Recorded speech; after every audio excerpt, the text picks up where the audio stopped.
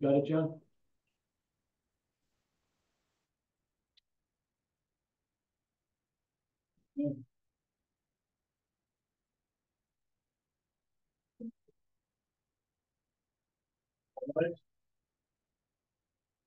I pledge allegiance to the flag of the United States of America and to the republic for which stands one nation under God, indivisible, with liberty and justice for all. Please stay standing while we mention those remembrances of people that have passed since our last meeting. Vaughn Stancage, Brian M. Skip, Roberto Gonzalez, Angel L. Padua.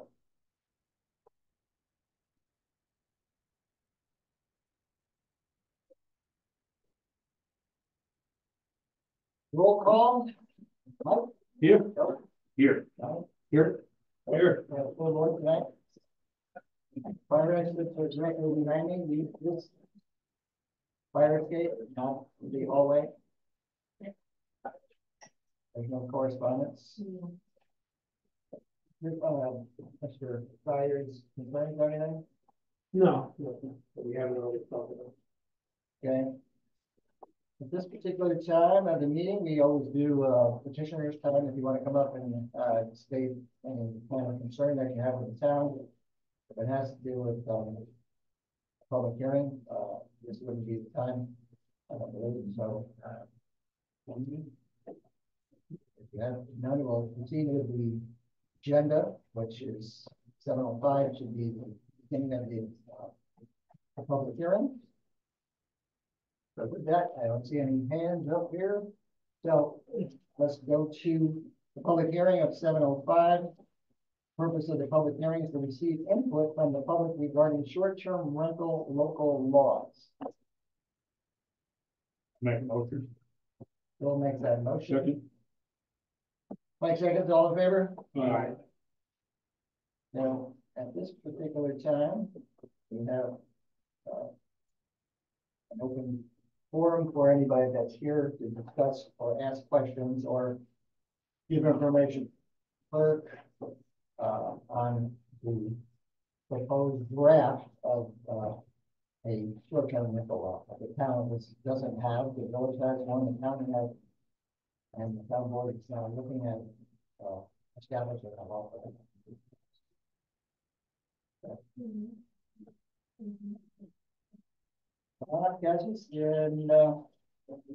So I'm Kelsey Ford, and I think I'm in favor of a short-term rental law, but I do have a couple questions.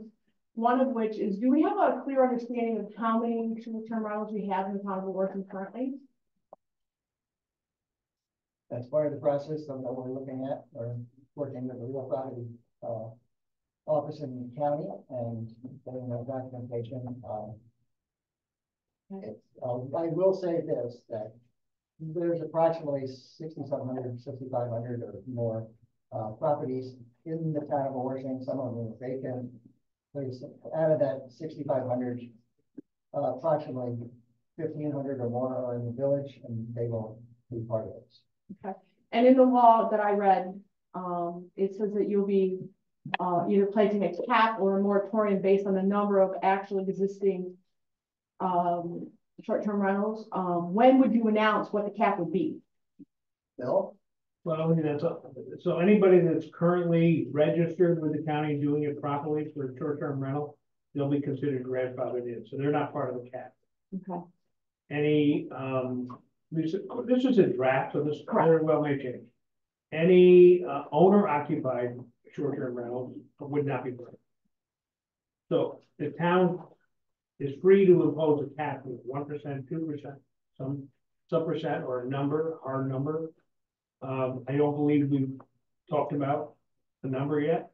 The cap would be for the first year, and then annually you could change the cap according to this first draft of the law. Okay. So right now there's no number of what the cap would be. I think there's a need for further investigation to how many properties are currently being used, and what would be a reasonable count? Right, so to clarify that also, this is a public hearing for that. We have no intentions of, having this draft and making a vote tonight and passing this because there has to be a process. I'll tell you what the process has been. We got to the point of scheduling the public hearing. It's here, but when we actually scheduled the public hearing, we sent the draft to the county planning board, which they commented on. We have the comments. Every board member got it right in their packet tonight of what the comments were from the town. The planning board itself of the town of Orsing has to also look at that and chime in. And our planning board attorney, Mary Luciana, is involved with a number of townships over the years, and it's probably 4 or 5. And so she was part of the process of actually this draft. So to have her, we definitely have her, even though she's not here tonight, because she was part of creating what we have to this point. Don Smallby is in the audience tonight from the planning board. He's now the chairman of the planning board, and he's here to listen to the concerns of the community. We have no intention tonight of passing again anything. We're going to be continuing the public hearing, and until we gather the information that we need for all these questions. Your questions should be documented, which is the 2 comments that you made. Yes. I also have some emails and conversations that I had with people in the community. Marcus Giuliano, I mean, Rosa from Johnson, Nadia in the back of the room here. So there's these written. When I've seen people either came to the town hall or saw them on the street, I said, just put something in writing to me or to whoever, and it'll get to me and it'll get to Jackie as a town clerk. It'll be part of the record, and that'll be something that the town board and the planning board will be looking to assess how the law should be written. Thank you for taking up this topic. I think it's a very important one, and it should help stabilize the markets that we have. The short-term rental market has encroached greatly on our rental properties for our citizens, and I utilize that. Thank you, Mr. Thank you.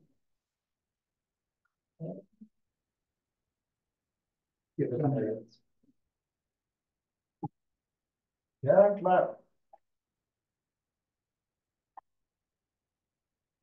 Good evening, my name is Karen Osterhout. I live in Mackinac. So just a couple questions. First of all, I'm trying to understand where this is coming from. Is something broken that we're trying to fix with this law? So We don't have a law. So the but you proposed one, I'm trying to figure out what. Yes, so the reasons are that the village of Elmville has one, the county has one, there's a need for the one to be in the town of Orsing for safety purposes. From my standpoint, there's no regulation whatsoever of anything you have regulations that permit so things that are required for say a motel, like the villager over there, and we have to have a safe environment in the town for the safety of the people visiting here, for the people that own the building, and that have to have a uniform code enforcement of the buildings that are being used as short-term rentals for building code compliance and for liability issues. So I'm aware there's a lot of other reasons, but that's my first look at the legality of safety, and we're not making money out of this. It's in the county gets a bed tax of 2%, and I think they just raised it to 4%, but the town's not getting a tax like that. What the town is getting is we have to inspect them and make a fee for the inspection. We're not making money on that because our employees are getting paid to do that. So if anything, it's costing money, but for the need to make everything compliant and safe, that's one of the major reasons that we're doing this. So we actually know how many there actually are. Just let me understand then. The town of Orsing presently is doing inspections on rental units. Is that what you're telling me? And then there's gonna be a differentiation between, No, right now, we don't know who, we don't know how many. And we don't, we can go on different websites, right, Brad? And see that this is, this particular property and what part of Washington is a short-term rental. We don't have it. well, what about long-term? You're doing inspections on long-term rentals at this point? No, the village of Elmville currently inspects any rental properties, residential rental. The town, I do not believe, inspects residential. Maybe multifamily or 4 and 6, but my understanding, the town does not. Four units, I believe. Four and above. Okay, so we decided that we're not gonna look at rentals at this point, we're just gonna look at short-term rentals. Right? Have that right? Yeah. Okay, Right. so in looking, I only looked at this briefly because I just saw it tonight, but just a couple things. Sure. You can't be a corporation and own an Airbnb according to your draft copy. So under advice of counsel, in my particular instance, every single rental I have is a different corporation. It costs me a little bit more if I have to evict the tenant or whatever I have to do, but it's an extra protection for me. And to me, that's a very important aspect of what we do. The other thing that I was seeing in here is you're only allowed to have one rental unit, one Airbnb unit. That doesn't really make sense to me, because if I have a building, like a 3-unit building, and 2 of them are rented as a long-term rental, I can't have an Airbnb. I don't understand the thought process behind that. So there are quite a few where I understand what you're looking to do as far as getting them all registered. I get that. There are some things in here that are going to be causing people not to do the business they're doing now, which I don't think is a fair situation when I really don't understand why. So if you want, not if you want, I would suggest that you give that to Jackie as a document that is going to be looked at by the town board and the planning board and the county. Yeah, I was gonna say that whatever your concerns are, just put them in writing so that we can look at them. Good points. You know, and as we know, it's not like we have any official hotels that people can go stay at locally. Right. People look for Airbnbs. Right. It is a Yes. nice way for them to come out and for you to have tourism in the town, and I hate to see us curtail that. And there are some things in here that are definitely gonna curtail it. So that was my thing. Note your concerns and put them in writing so that we can look at them, we can discuss them as a board. I will. Thank you, Bill. We'll be happy to. Thank you. This is work in progress. It's at the bottom level, we've taken everybody's opinions and thoughts, and before we make a decision, it'll be a while before we get to make the decision.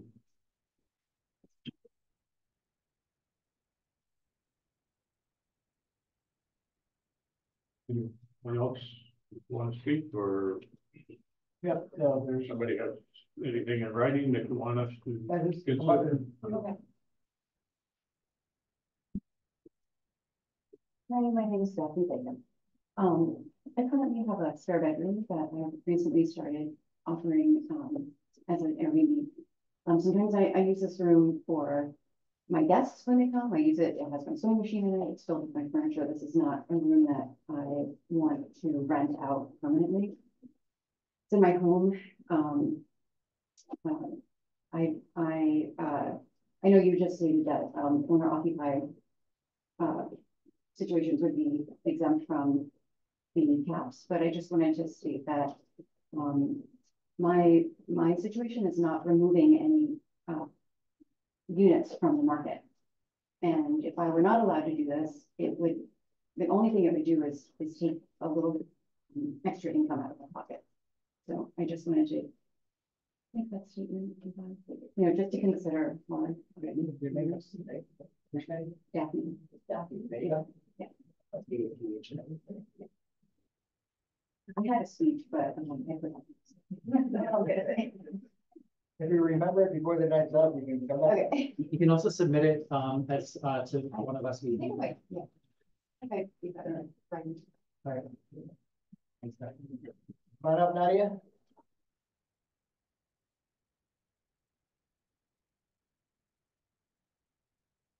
Before you start, Nadia, I'd like to thank you for the email that you sent us. Oh, you're welcome. And basically it has the county's 2020 law and a lot of other good information and the town board will have. I'm not gonna repeat all that. I just wanted to point out a couple of things that I put in there, I guess, for the record. I would encourage you to ask more questions before we jump in and create a law. I don't see any reason for the board to do this quickly, just because everybody around us is doing it. I understand there might be safety concerns. I would ask some questions like, are there already places where those concerns would be addressed? For example, if I have a building, I have to have a CO, right? So presumably there shouldn't be a situation where there's a dangerous building because those buildings have to already have a CO, right? So that's not necessarily. No. Pre-existing structures don't have CO. The only new construction, well, new, it's like 1985. Okay, right. So that's something, but okay, so that's something that yeah, all right. And then the other thing I would ask is, I understand the county passed a resolution to share short-term rental data with the town in 2020. Do we get that data from the county? Well, it might have been 2020 when I asked for the list of ones in the town of Warsaw. I'm gonna believe it was some, Right, it was a 2020 resolution. So is that an annual thing that they for send the us? county. Right, do they send us the data annually from the county? Okay, so that's, But I can ask for it. The last time that we asked for it, I can't even pay the year, probably 2 or 3, 4 years ago. right, so that'll be And it. at that time. Joined the meeting. Partners around 200, 200 different businesses were out there, but I can't be quoted on that. Yeah. I have to get that actual number, and we're gonna be talking about real property, very shortly. Right. We just didn't think of this last week to say we're gonna do this. This is something the county talked about for a couple of years when they made a law in 2020. And the village had a situation up on Westwood Avenue, and that's when they came to the conclusion that they were gonna do a short-term rental. Yeah. And at this point, I think we're being remiss if we don't do something about that. Right. So, Not just because everybody else is doing it, and this, the language or the comments will come out, but there's more reasons than do it. I mean, it's paramount that the buildings are safe to use by any other type of business that's out there. right, So so would that fall under the building inspection department, right? yes, that's, Yeah. a big part of it. Right. That. And then the other thing I would just point out,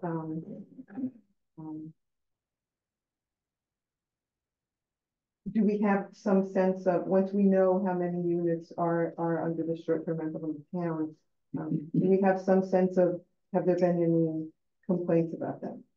Are there any issues with them? And that would be something that I would encourage you to find out.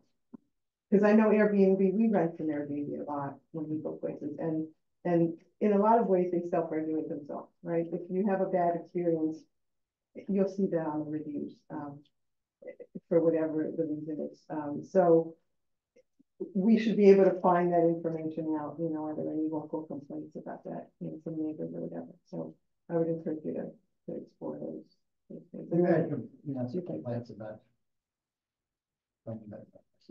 some Airbnbs, but I'm not gonna get into exactly where they are. Right, but, yeah. But that would be a question that I think we should find out, if there's a problem with, something. And when people make complaints to the town and we say, because we have to say, well, we don't know.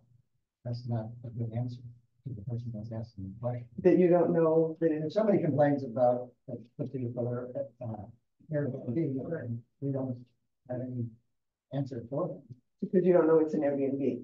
In other words, If we don't either know it, so it's not, we don't have it on our radar, or Right. we're not, our building department's not going there and doing permits. but if, for example, it's a noise issue, right? We have noise, do we have noise ordinances? Yeah. Right, so there's already that element right, yeah, so yeah. So that's what I'm just saying, that we should look at all those things that exist already before we create a law. Oh, yeah. Thank you. Sure. Thank you. Bill, do you want to discuss anything about grandfathering or not? No, there's a provision in this draft that says if you're currently Airbnb and it's a 1 or 2 family home and you are currently registered or have been registered with the county since 2021, then you're grandfathered. You're not subject to the cap. You're still subject to having to get it. Now you will have to get a permit and renew it every 2 years. And then the county calls it license. License, right. They want us to change it from permit to license, right? So that would be a change in this draft. Right.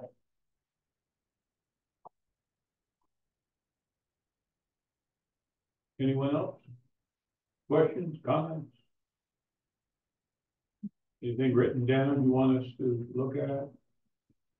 Because if you leave here tonight and think of something, either come into town hall or just send us an email, drop it off to town clerk, send it to my address.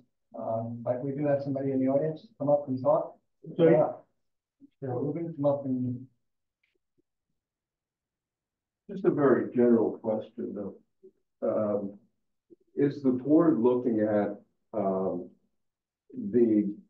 kind of the benefits to the community and the business owners, the general, welfare of the community as far as whether we want to discourage, Airbnbs, or do we want to encourage that, different lodgings, hotels or motels versus Airbnbs, and the impact on the community as far as, availability of housing stock.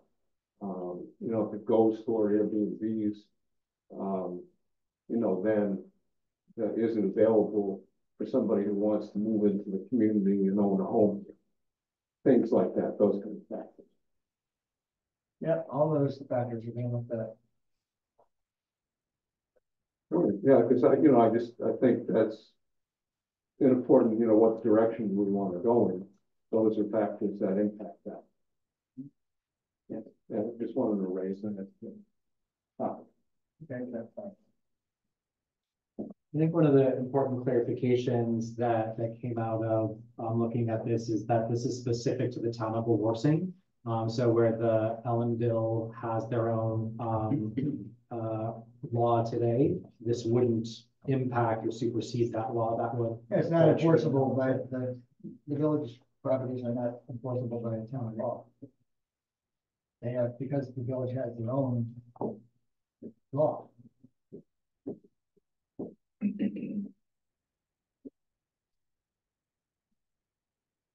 So I would suggest we want to probably keep this public hearing open. Maybe we want to put it over probably maybe 4 weeks so we can gather information from our own assessor, how many 1 and 2 family homes we have in the town. I think we need to know that number.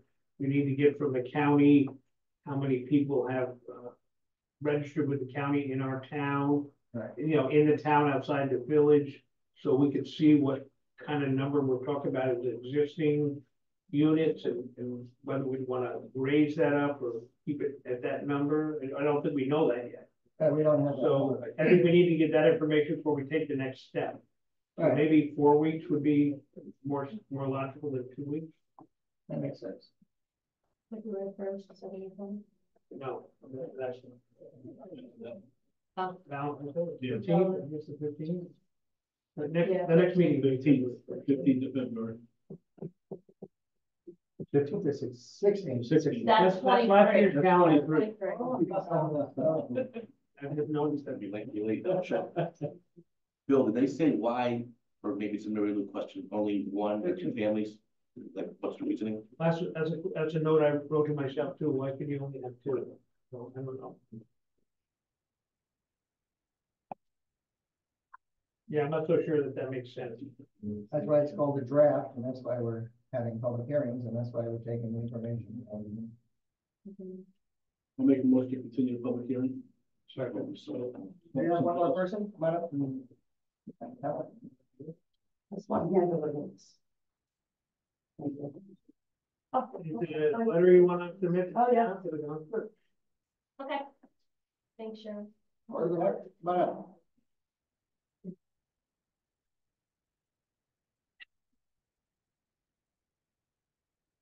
Hello, Levy Petrol.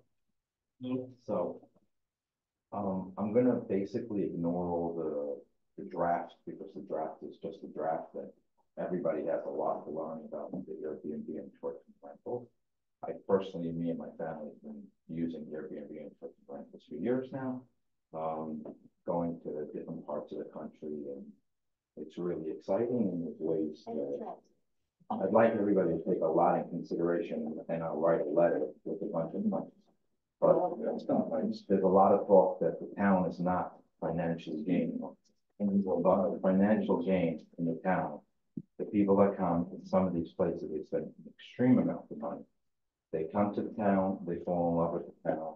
The cleaners that come clean the homes, the landscapers, the fuel companies, all the little companies that make the monies off of it, from, you know, A to Z that happens in the restaurants, and from one thing to the other. The people come to the town, they fall in love with the town, they go hiking, they buy a second home here, they move here as a first-time home. These are things that the town very, very much needs.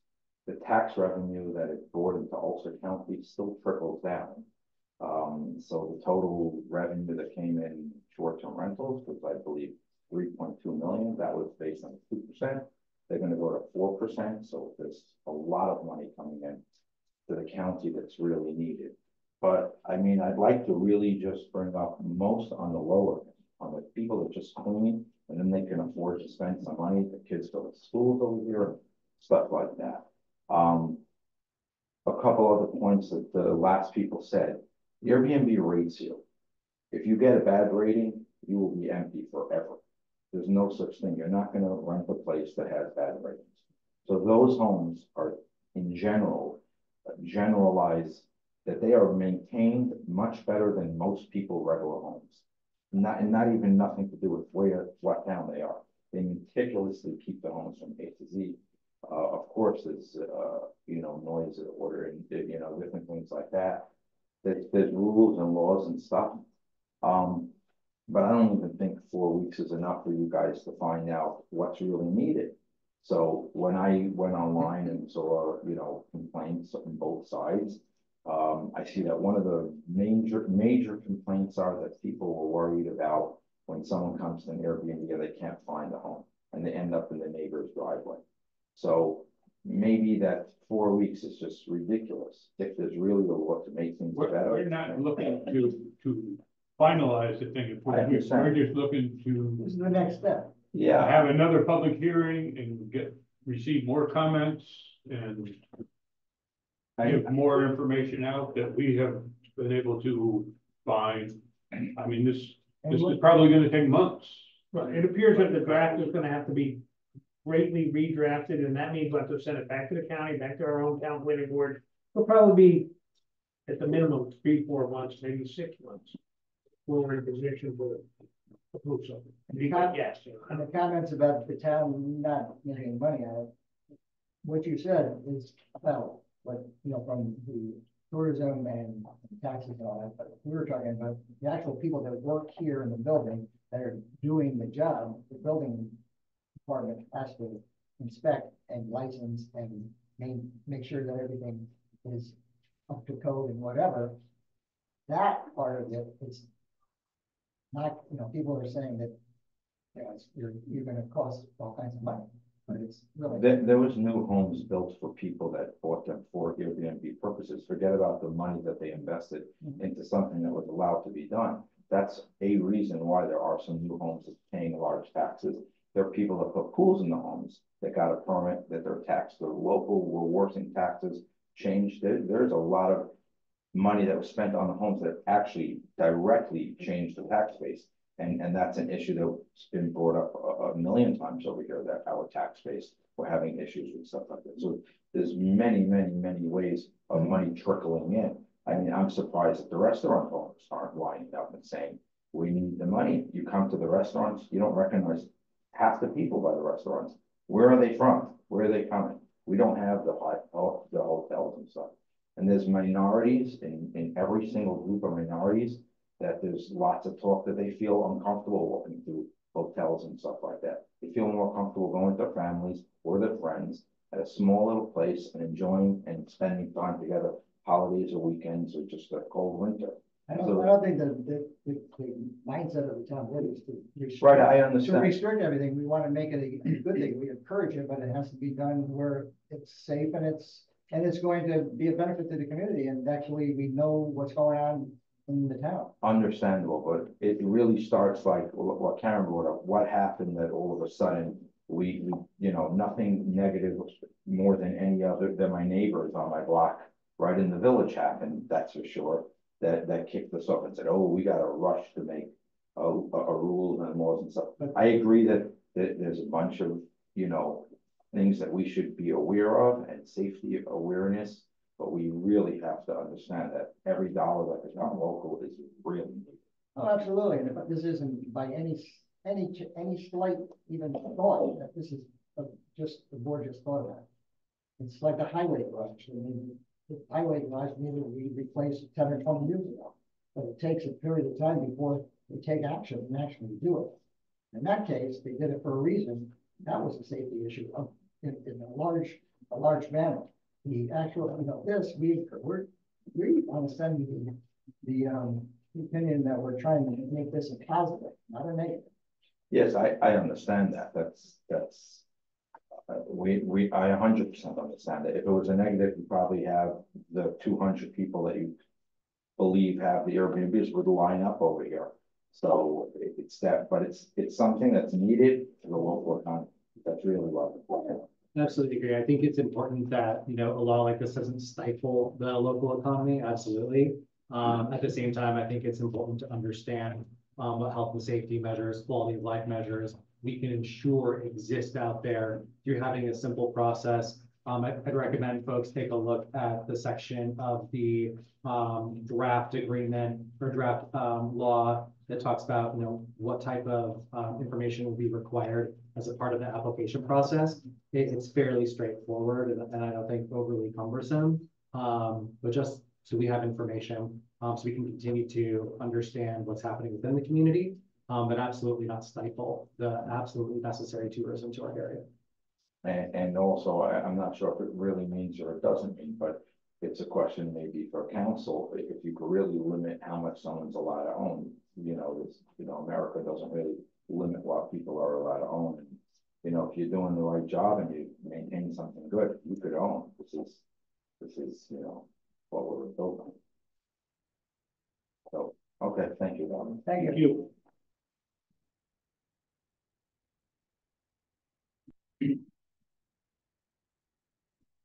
So we encourage everyone that's here, if you have something comes up you think about, put it in writing, send it to us, drop it off here.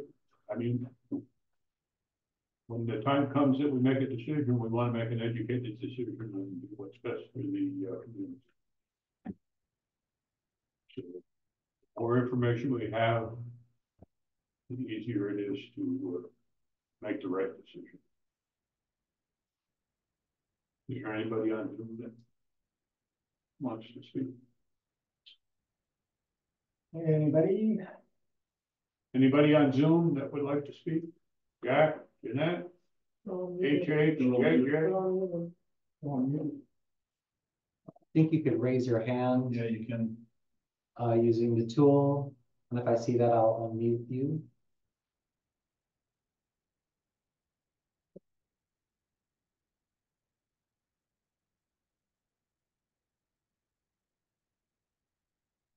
It's coming up. Okay.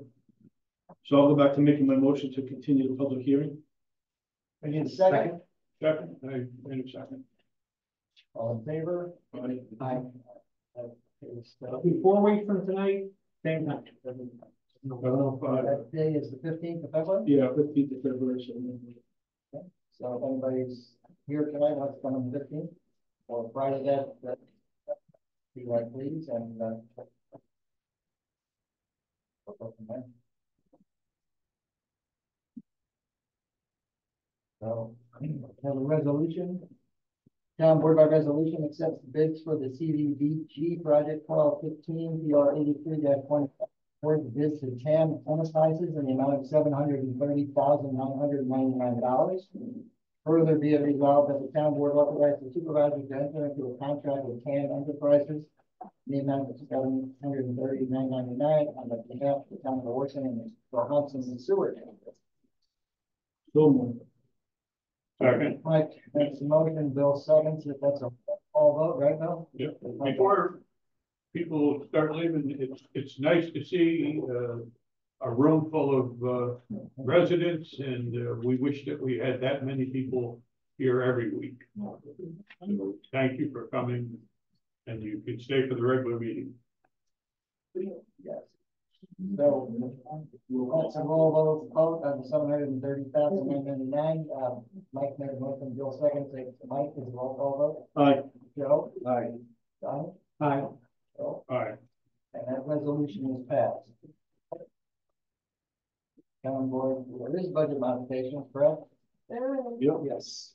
Yeah, copy of them now? There's 3 pages. of- These pages. Yeah.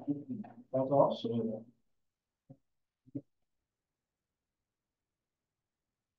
yeah. General aid fund. Increased revenue code 3820.50 state aid GASME grant. 58,500, and that will increase expense code 1620.46 GASME grant. Camera lighting 58,500. Increase expense code 1910.4A unallocated insurance. Decrease expense code 9668A hospital medical insurance, that's 30,000 to 30,000. Highway department increased the revenue on 3501, which is 218,500, and increase expense code 5197.4 dB chips, at the same amount. Pages. So, I don't know.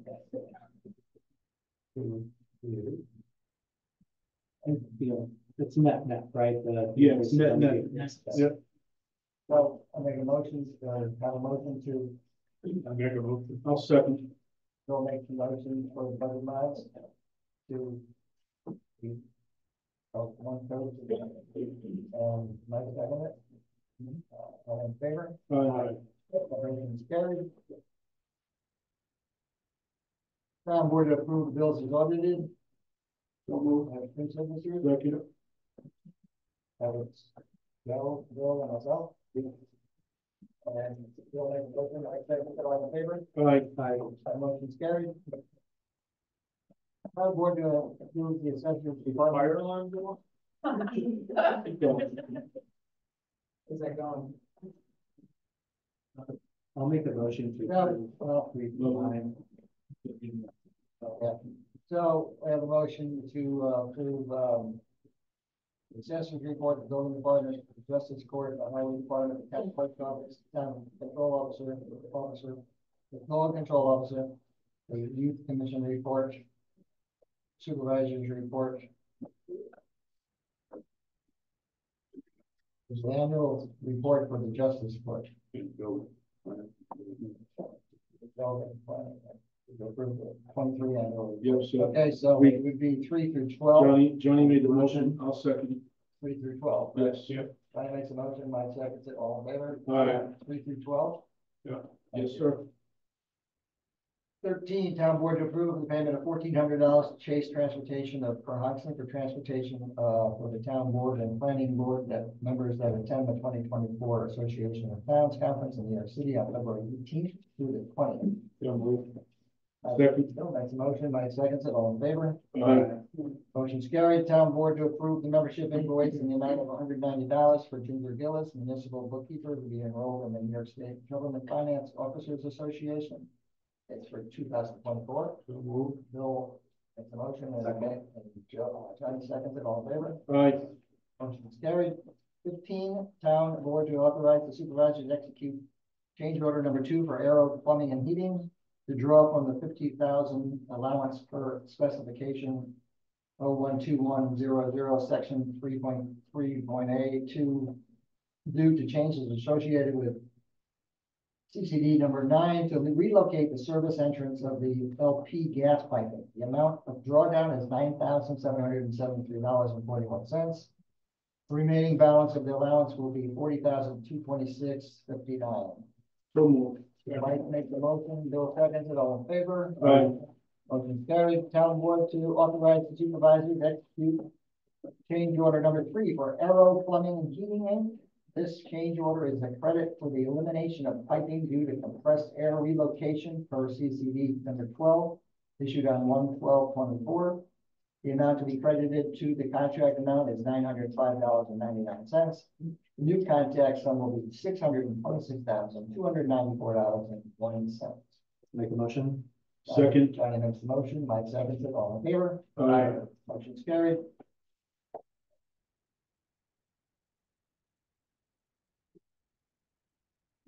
Town board to approve payment application number 6 in the amount of $70,300 to J&J SAS Electric for Inc. for the highway garage and rehabilitation project. So moved. Second. Bill makes a motion, Mike seconds it, all in favor? Aye. Motion's carried.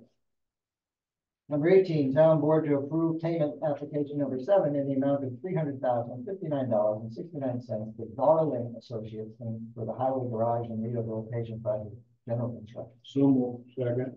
Mike makes a motion, Bill seconds it, all in favor? Aye. Motion's carried. Town board to approve payment number 3 in the amount of $9,000 to Ray Mantel for the Inc. for the Warson Water District electrical service. It's water storage tank. Up on that one. Your liaison. Make a motion.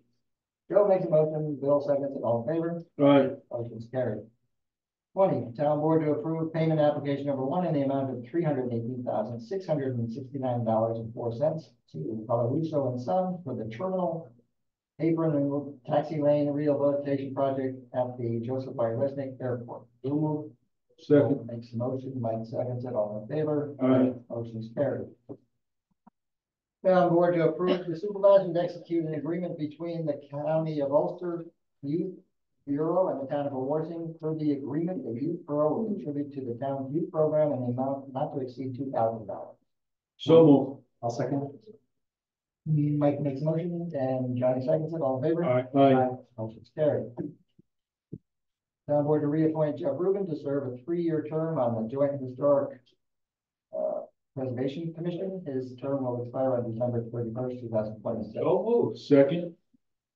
Bill makes the motion, Mike seconds it, all in favor? Aye. Thank you, Mr. Rubin. Thank you, Mr. Rubin. Number 23, town board to approve the following trips for the Ellenville Warsing Recreation Camp 2024. That would be 9 of them. The Bronx Zoo, Lake Superior, Skate Time, Splashdown, Gelder's Farm, Renegades, Legoland, Yankee Stadium, and Castle Fun Park. So moved. Second, if I can go. Bill makes a motion and Mike seconds it, all in favor? Aye. Motion's carried.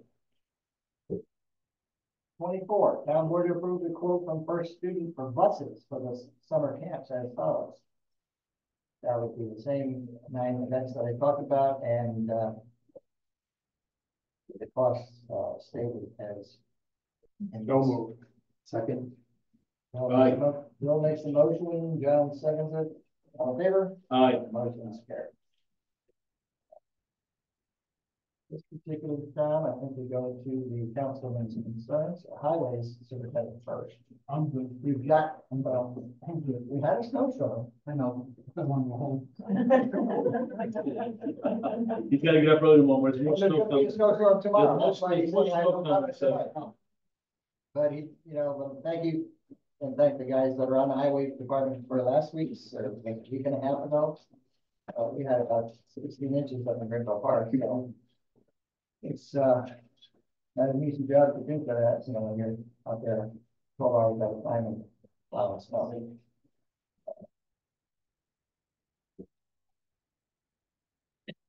Bill Brown, Thank you to the highway, men, lady, for the job they do on a daily basis. The highway garage, if you drive by there, is coming along nicely. Pretty soon it'll be closed in there for winter work. She's putting plastic up and plywood.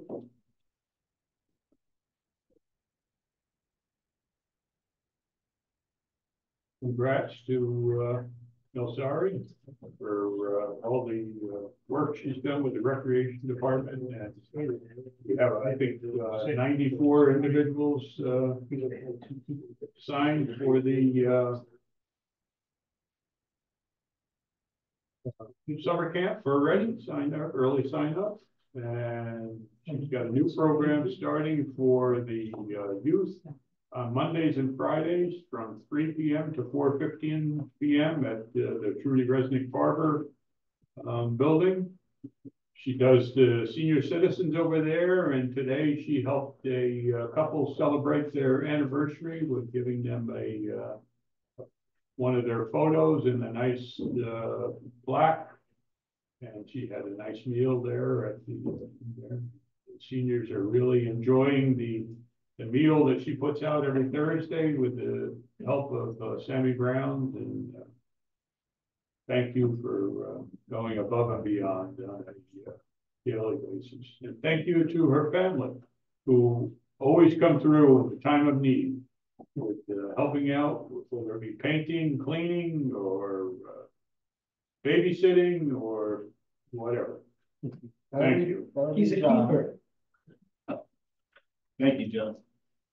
And we've had several conversations with the new mayor, and we're looking forward to working with the village on a number of things.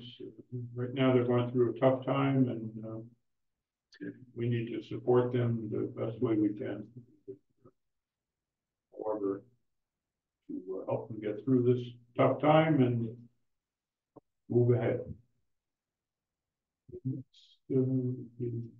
County, did we, county executive get back to us on the pool? Yeah. I didn't reach out. The the governor has come up with like $60 million for pools and municipal pools, repairs and other stuff, and wages for lifeguards, and we're looking at trying to get some of that money there to help us with the pool at the school. So this would be a time maybe we can ask John LaBarre, who's the council. I mean, a legislator. The county legislature. Are you familiar with that initiative right now? It's not out. There's no information. They didn't put any award documents. There's no application. There's nothing. It's just they're going to put money out there, but there's no specifics at all. It hasn't got to that. The governor just said she's going to put money out. There was no details beyond. There's money for pools coming. Okay, that's a good story in the paper. Yeah, exactly. So it's persons, no information. I mean, we've been in contact with the school. They're willing to, but that's the other issue, whether or not they're going to be eligible because it's a school pool and there's a whole lot of things, but you don't win a horse race by hollering whoa. So we're going to push forward, and So we're first in line, is that what you're saying? I hope to be. Just a lot at the end of the month. We have to ensure that it's actually, the money is actually appropriated by the government. But we'll be following that, and we encourage the county legislator and our representatives, Craig Lopez and John, to follow up with that. To keep an eye on that scenario, because again, it's been something that you live here for any period of time. Every year, it's we're going to open the school pool. Every year, it's that same question. And Yes, we're going to open it. that was the decision last year for 24. But again, It'd be nice if we had some help from the state. So, Mike, shut up. As far as emergency services go, we're seeing an influx of, calls with CO2s. Basically, boilers backfire, not being clean, chimney pipes not being clean. Folks just realize CO2 is deadly. It's no joke. It's wintertime, everybody's turning their boilers on, not having them cleaned. It's, rescue squads seeing the calls, fire departments are seeing the calls. So just please, try to stay on top of that. Building department, it's finally starting to slow down during the winter months. They issued 23 permits last month, did 49 inspections and 19 C of Os. Tony, thank you again for the work you guys are doing in the highway department, keeping the roads clean. I know you guys will look forward to the storm coming tomorrow again, but we'll be out there working early again. Thank you. Hopefully it's early so that school Yeah, closes. still a small 1 to 3 inch storm, but still.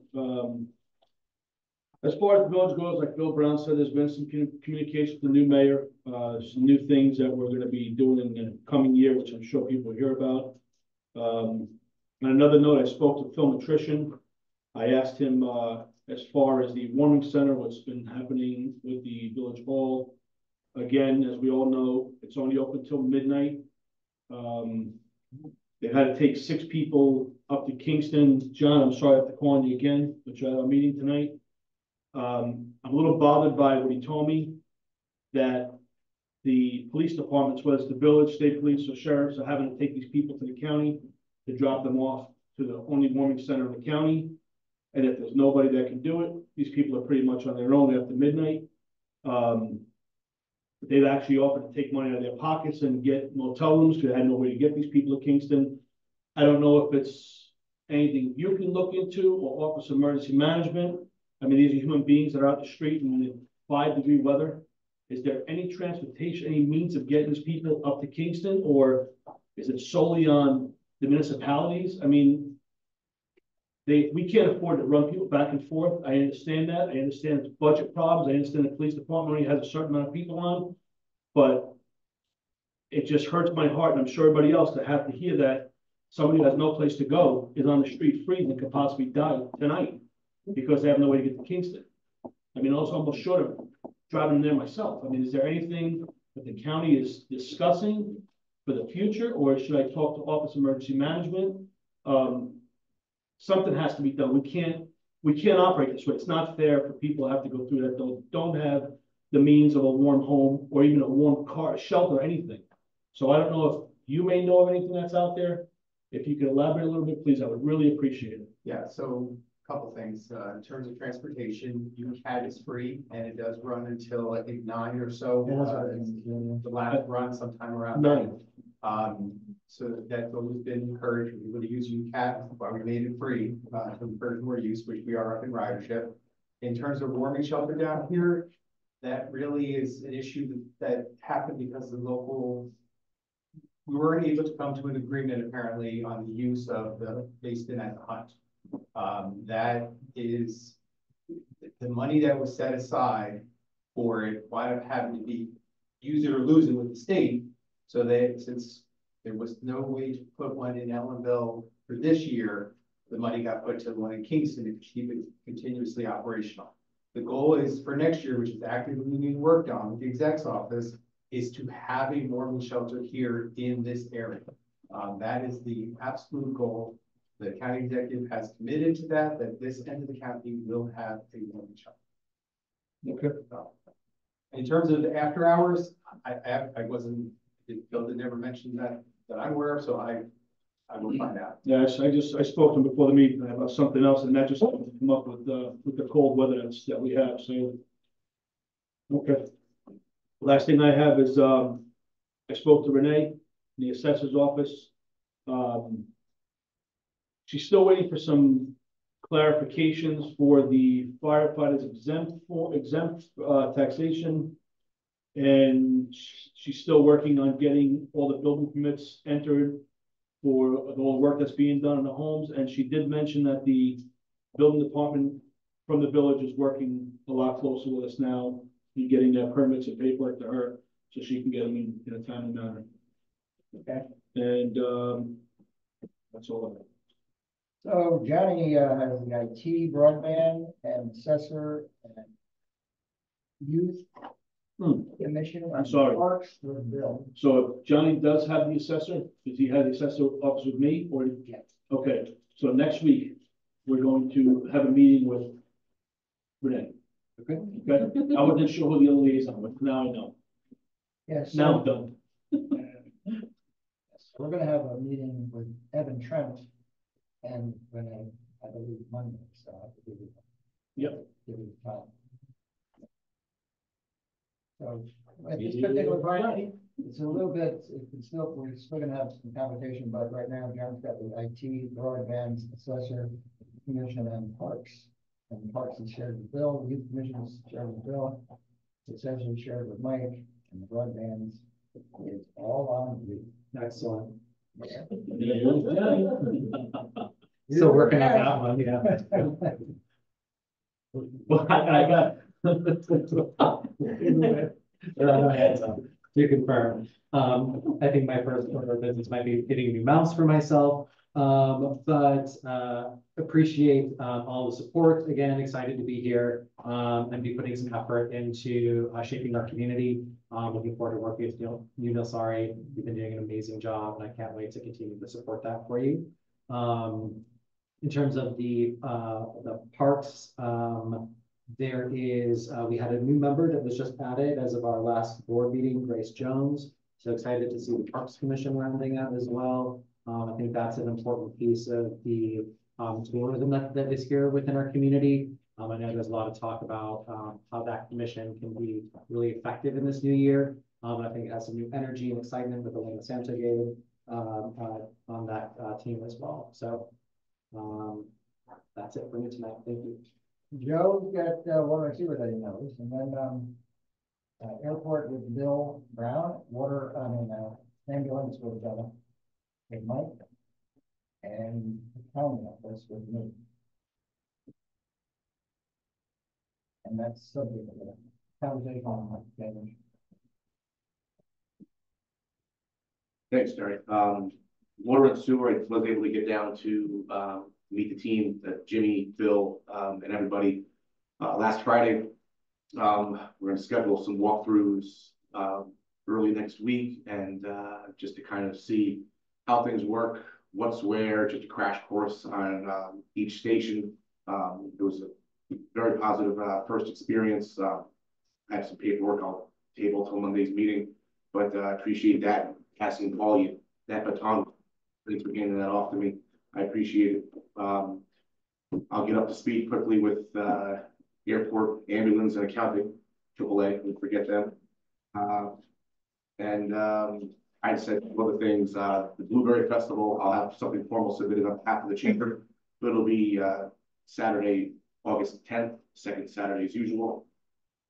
And just to kind of echo what people said about the village, I went to Tuesday's meeting, and yeah, it sucked. It sucked for everybody across the board, but I applaud and commend Mayor Trent for just putting it out there. And we did not like what we heard. I think there was more frustration than anger, maybe like a 55-45. But I'm confident that he will figure it out. He'll use his resources. I know a lot of people in this room are willing to help. A lot of people Tuesday are willing to help. And you know, I'm confident that he'll get the job done. But wanted to kind of highlight him, and it wasn't a fun position to be in. I don't envy his position Tuesday night. So that's all I have. That one liaison could be crappy. Is that? How did it smell? Sure. Yeah. Not bad. Not too much water. I get used to it after a while. Well, Steve Bradley had a comment that.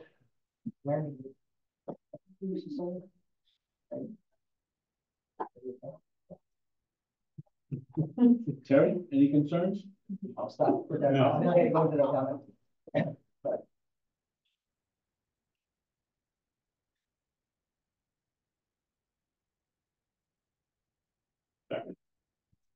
That's my favorite word. And then, so Joe and I will work with the county office, which doesn't need a whole lot of fine tuning because we have a good team over there with Ginger, and and, Linda, Howard, and, Gabby, and, our outside accountant of Cooper and Arias. Andrew Arias has been with us for close to 10 years.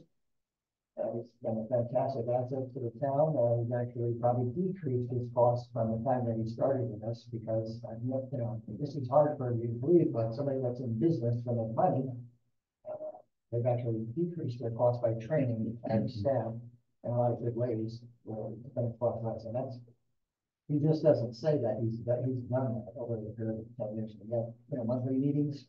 If there's really nothing going on, a couple of months during the year, we don't have a meeting, so we're not paying him. He's not coming to Monticello. And he's been very, very good at, our AUDs, which are annual financial audits and reports.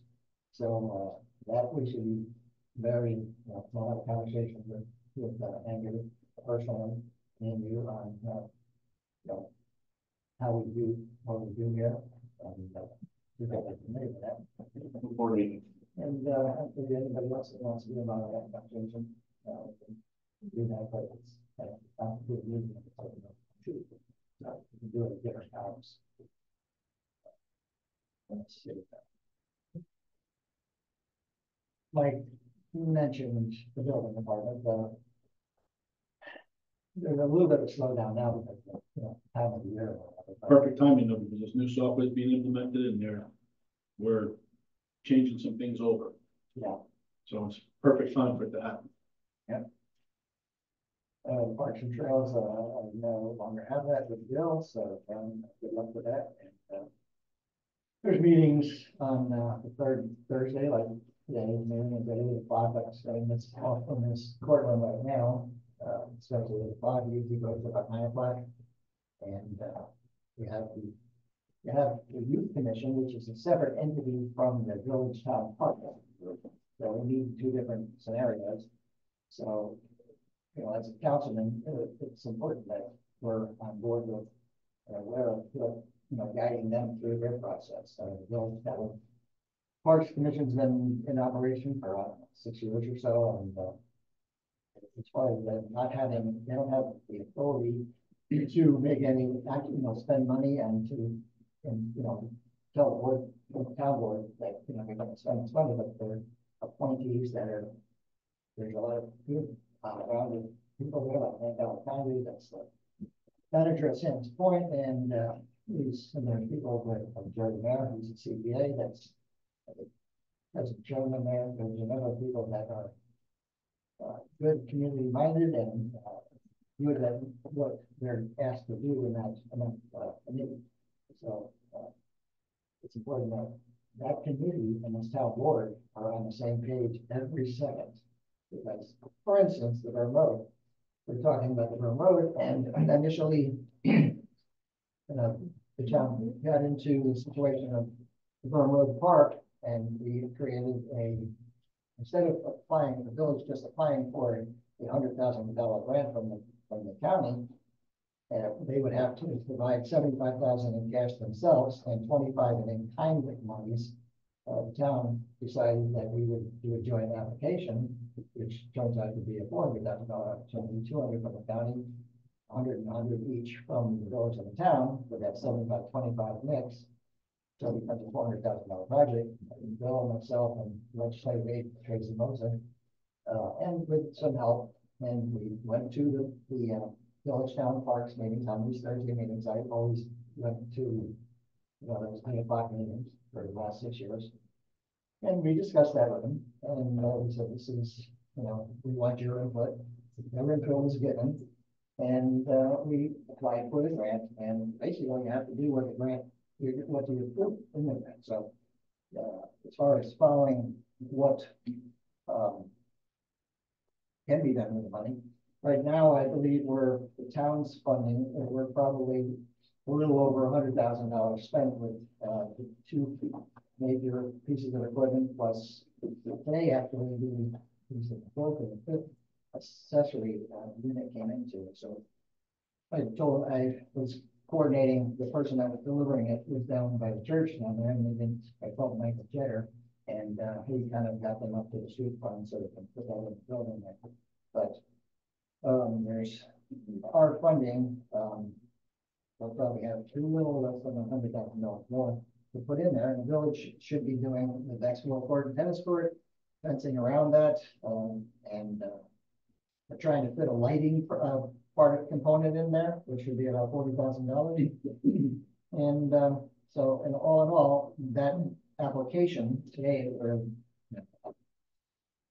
Attorney Kyer and I were talking, and with communication with Ian from the village, so we're over there, and we are submitting. You know, we received the application, and we have to forward it back. We have to get the town to have. What is it called? Intermunicipal agreement. Yeah, intermunicipal agreement, which also we have to provide Proof of insurance. proof of insurance. So with that, that'll wrap it up as far as that, and the deadline, I believe, for ending the project of the funding situation and submitting August of this year. August of 2024, and I'm really sure that we can comply with that because our pieces of equipment, at least 2 of them are in already, and the other, was it 4 or 5 pieces are going to be involved also.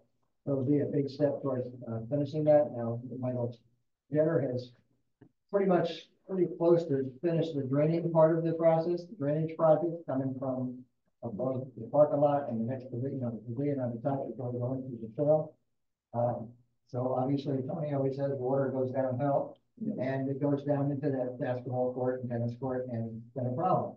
So that is going to have a resurface and athletic resurface, along with fencing, and again, the lighting. But we're looking at some other situations if we can really squeeze out some other, some issues there, maybe cameras or another project that we might have.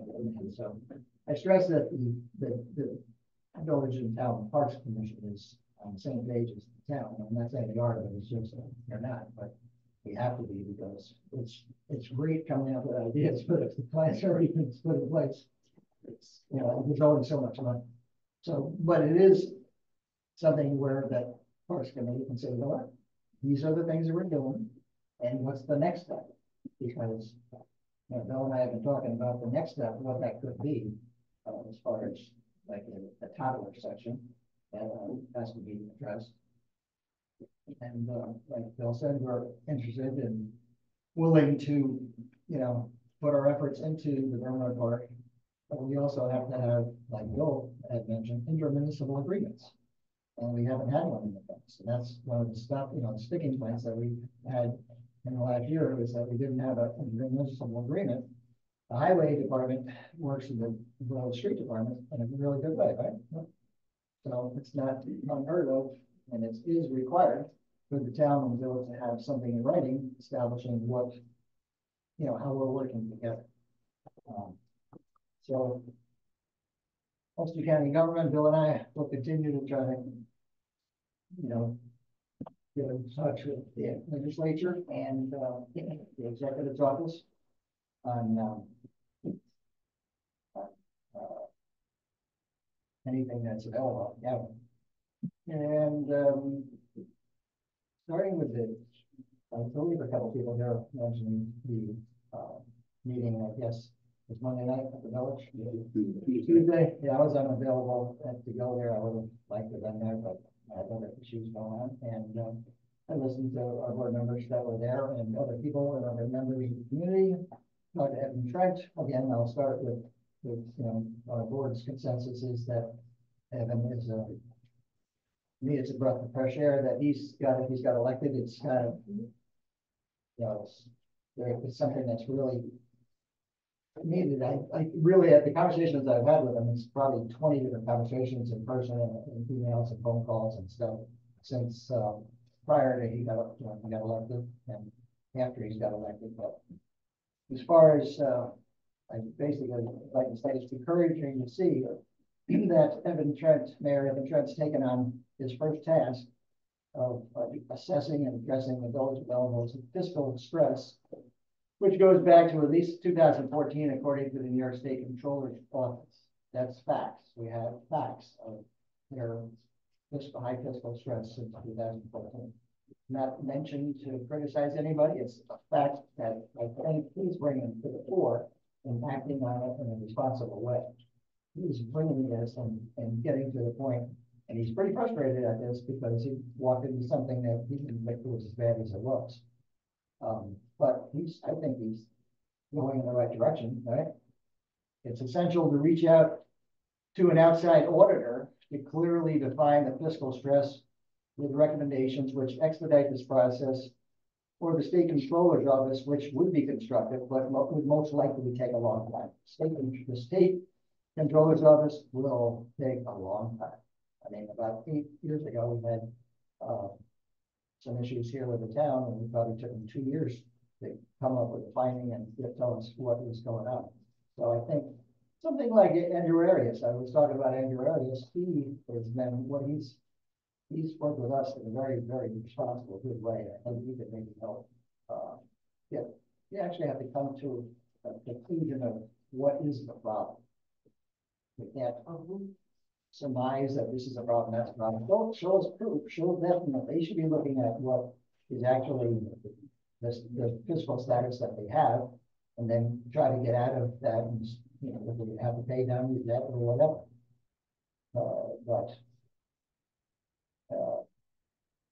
So if both the controller's office and an outside auditor came in, it would prove to be valuable.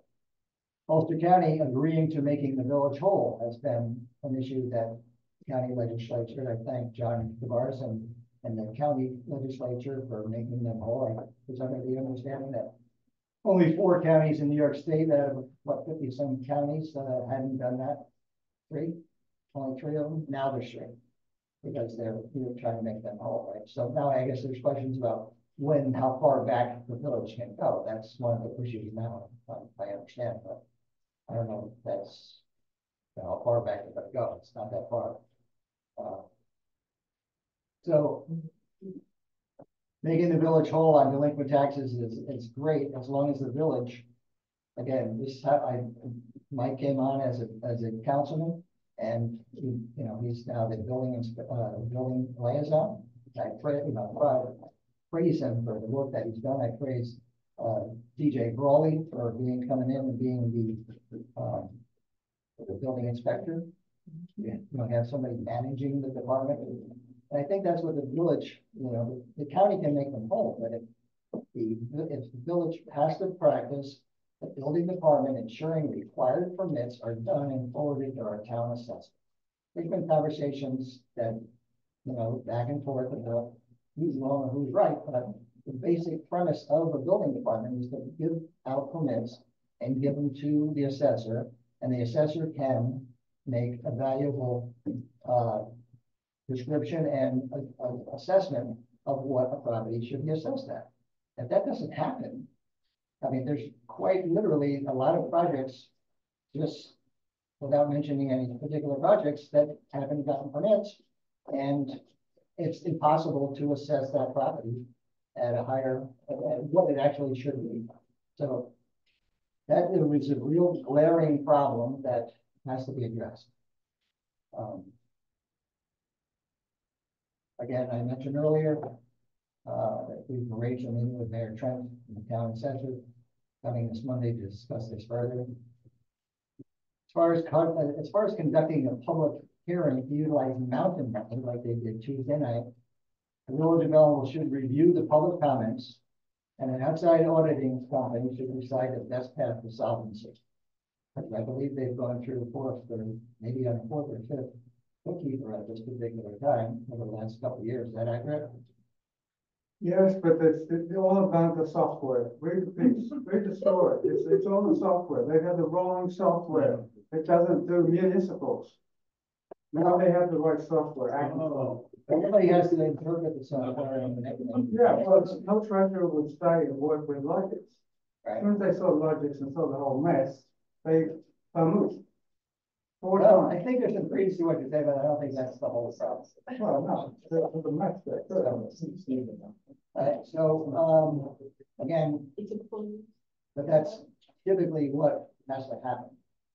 This is from a distance, but that's really what, They have to figure it out. We can't continue to go on and say it's this, it's that, it's this, it's that. It's gotta get done. So such decisions are hard to make, but in the end, municipal government is predicated on serving the residents and taxpayers to provide the best services at the lowest cost. And that's what our charge is as an elected official. That's our board, and that's what, you know, the village is also. We're willing, as we've talked about, to do it, but a little tough language doesn't, it shouldn't be looked at as criticism. It should be looked at as, we're here to help them, but you gotta help yourself. At this point, I think we got the end of the meeting going. But, so, No, Mike's got a comment. I'm making a motion to adjourn. Are we going into executive? Yes? No. I'm asking, are we going into executive? I'm gonna make a motion that we go into, to adjourn this meeting, go into executive, not to reconvene. All in favor?